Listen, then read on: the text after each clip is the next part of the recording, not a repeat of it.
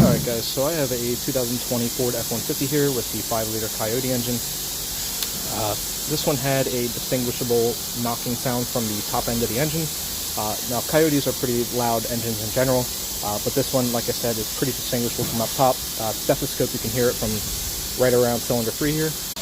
So right here is a good rocker arm. You see no play in it, nice and tight, nice and smooth action. Here is a bad one. You can see all the movement in it. So that's going to be the source of our noise.